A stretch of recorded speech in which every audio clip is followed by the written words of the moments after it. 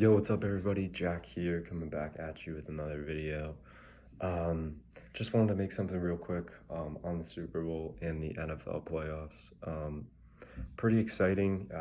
This is the third championship in a row that I've predicted, or league champion that I've predicted correctly. I had the Bucks in the summer for the NBA title. I had the Braves, obviously, as you know, for MLB preseason.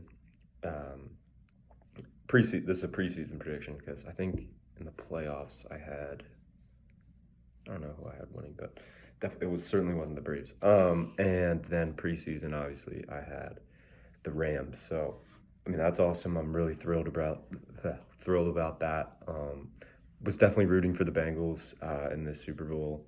I'd constantly counted them out. I thought they were going to get killed by the Titans. They came away with a victory. Chiefs, absolute miracle. Would have liked to comment on that game, but again, I just had my surgery. Quick personal news. I had surgery 2 weeks ago on my appendix. Still recovering right now, but I'm all good. But that's why I've taken a bit of a content break. I also started writing on Medium, which is a platform where you can just write articles. So I'm gonna be writing on there a little bit, and that might affect my content here a bit. But regardless, great game. So fun to watch. I think it was really ironic in the end how, a lot of people really criticize the Bengals for not taking Penei Sewell and addressing that offensive line need. Obviously, taking Jamar Chase was probably the better pick just because he's a top 5 wide receiver. He's a skill player. Even though Penei Sewell was really good this year. I think one thing the league has learned is if you have a good quarterback and you have skill players and you can throw defense together, you can be pretty good, which I think is interesting.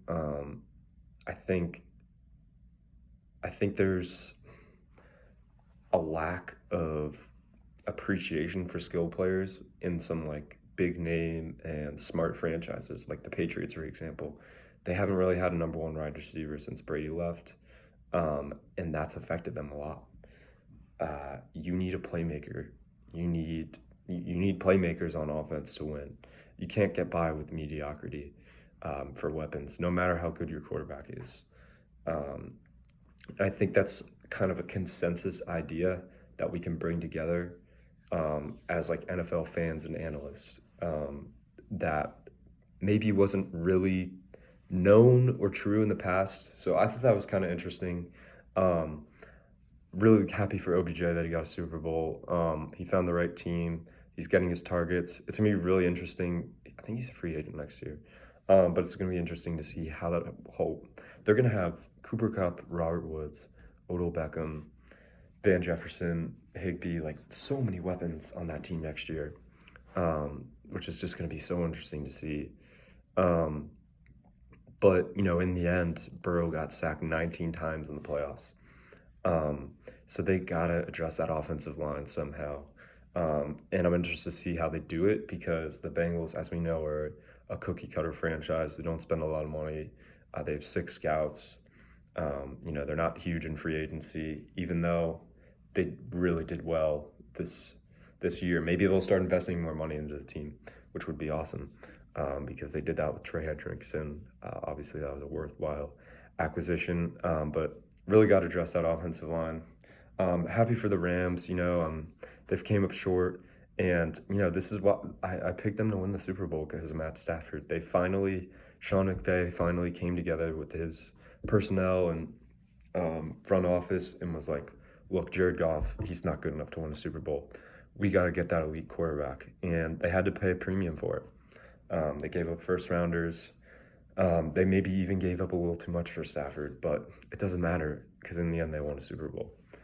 So I'm happy for McVay. He works really hard. He's a great coach, and he finally gets that Super Bowl. They have such a well put together roster, and they just, all those numbers and crafting for that roster really paid off. It's too bad Ramsey got burned, but they just acquired all this talent. And they haven't had first round picks for a while because of, what they've given up, and they've still had winning seasons and keep winning. They're just a great organization. They just really deserve the Super Bowl.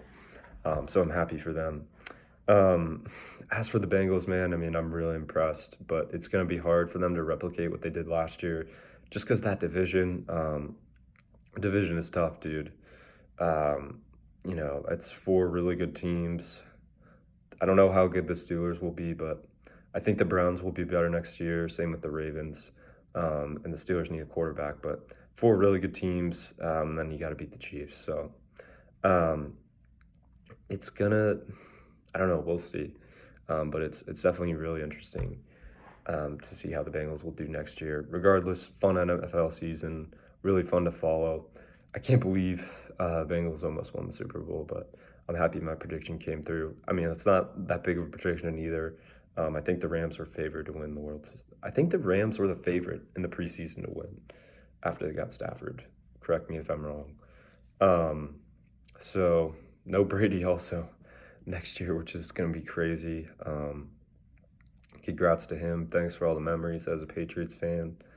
Um, and I'm excited for next year, man. I think I'm going to write some articles um, about it as well as doing podcasting. But really excited, and thanks for a great season. Thanks for a good football season, and I hope you guys enjoyed my content throughout the year about it. I'm sorry I couldn't do more playoff stuff, but I'll definitely be better about it next year. But regardless, appreciate it.